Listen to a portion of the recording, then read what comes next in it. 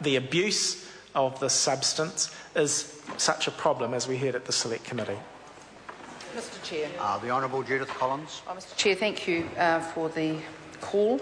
It's been very interesting listening to the debate this afternoon, and I think that all members should be congratulated on the quality of the contributions right across the House. There's a few things I thought I would like to deal with in relation to this part of Part 3. I mean, Part 3 is the substantive part of the bill. It's the most important part, and it's right that we should have the most debate on this issue. The Law Commission, and Mr Chevelle has just resumed his seat, has mentioned the very wise recommendations of the Law Commission. Well, they also recommended that this not be a matter that's a personal vote. They actually did recommend that we have party votes on these matters on the basis that it is, in fact, brings about more cohesive legislation rather than some of the messes that, frankly, we've had in alcohol legislation over the years. The local alcohol policies, and I particularly want to refer to the comments and contribution from Louisa Wall, MP for Manurewa, and thank you for that. She's made some submissions in her supplementary order paper, which she might normally think that I would agree with, which would be around the requirements not to have alcohol outlets located within 1 kilometre of a school or kindergarten. But the trouble with having in legislation for the entire country elements of that sort of legislation is that we would, for instance, in Wellington here, mean that the Thorndon New World supermarket wouldn't be able to sell alcohol because actually it's just down the road from a school, actually several schools. So I think we do need to have more of an input from the local authorities. And I know her electorate very well, being in Manurewa, and of course my electorate in Papakura, which actually includes a whole chunk of the Manurewa area, is one which has some tremendous issues around alcohol abuse and the location of alcohol outlets. And I note Mr Haig's comments that essentially is, and I hope I'm paraphrasing Mr Haig well here, where he essentially said basically liquor shops open up in places where it's the poorest people live and they avoid where the richest people live. And I think that's pretty much it. And I think he's right, actually. Around parts of Auckland, which I know so well, so few alcohol outlets, and others which I know because they're in my electorate, they're everywhere.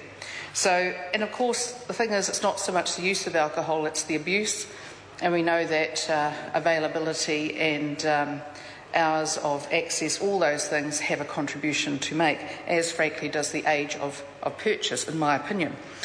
The alcohol, there have been some comments that Mr Chevelle made around the whether or not local authorities should be forced to have local alcohol policies, and and it's a reasonable suggestion, except that actually we believe very firmly that we need to let local authorities make their own decisions. The comment was made, and on first hearing it, it might sound reasonable that actually the poorer communities in terms of socio-economic issues, certainly not in terms of culture and heart, might well be the ones least listened to in the alcohol debate for the local authorities. And I hope I've paraphrased Mr Chevelle correctly there. Well, it might sound right, but actually that's not the way I see it.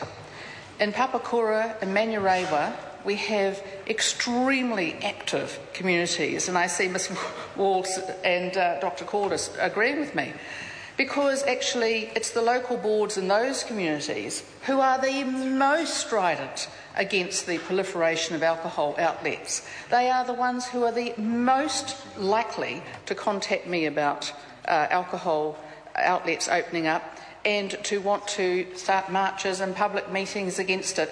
It's not the people in the rich areas. They generally don't care.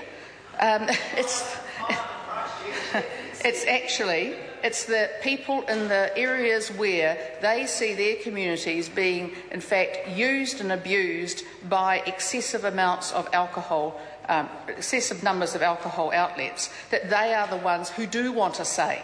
And I can tell the House that the people of Manurewa, the people of Papakura, they do not want to necessarily have the same requirements on them as the people of Remuera or Epsom might. They actually want tougher requirements around the outlets that are opened up. And Mr. Chair, and what I'd say is that one of the other things that we're constantly being told by local authorities is for government and Parliament to stop putting onerous conditions on local authorities and then complaining when they put up rates. We actually want them to take control and take some action, and I think this gives them the opportunities to do so. So the chairman, for instance, of the Manurewa local board, who is Angela Dalton, a very active member, and preceded by another very active member, Daniel Newman, they, I know, will be out there saying we want to have our the local alcohol policy for the Auckland region take into account what we need for our area. Papakura one, they will be doing exactly the same.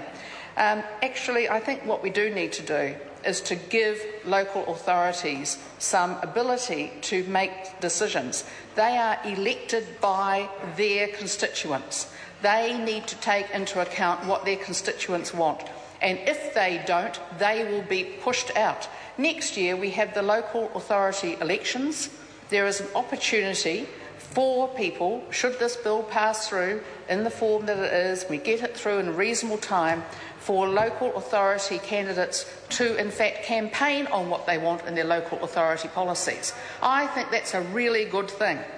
And I think, too, is that the local authority policies will be able to take into account the issues that Ms Wall has raised, which is, for instance, where their alcohol outlets are located. Are they going to be near schools? What's the sort of facilities that they need to be taken into account?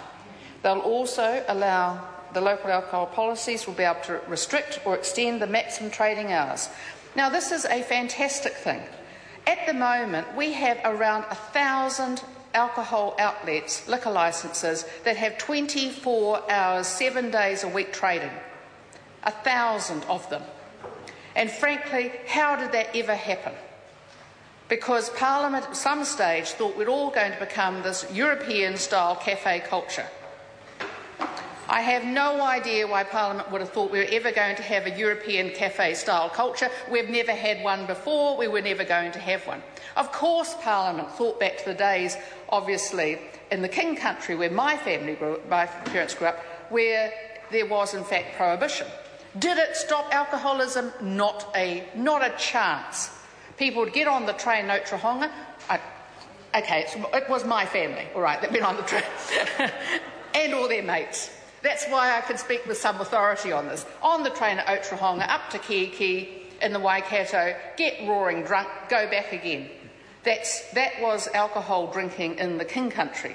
And then there was the fact that there was, in fact, moonshine, stills, homebrew everywhere around the place. It did not stop it because they were taking a legal substance that had been legal for pretty much ever and trying to stop it.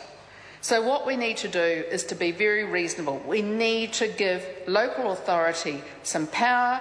We need to give local authority the trust that their electors put in them, and if they don't, I promise Parliament that they will be punished for it. The local electors will say to their local authority members, why is it that you haven't listened to us? In their locals, they will. The local authority members I know in the Papakura, Manurewa areas, South Auckland, they are listening to what their electors say, because they understand they're there to represent them. I don't think it's unique to them. I think that's true around the country, but they have different priorities in different areas. And of course, some of our local authorities are very small. Some of them don't have the amount of, for instance, the amount of power and money and the ability to put in place local alcohol policy straight away, and others will.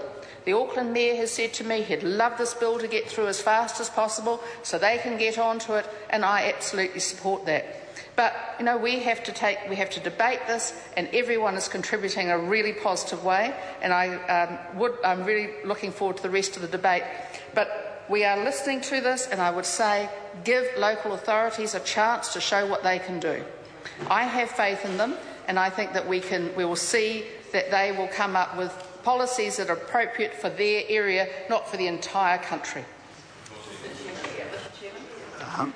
I call the Honourable Leanne Dalzell. Mr. Chairman, thank you for the opportunity to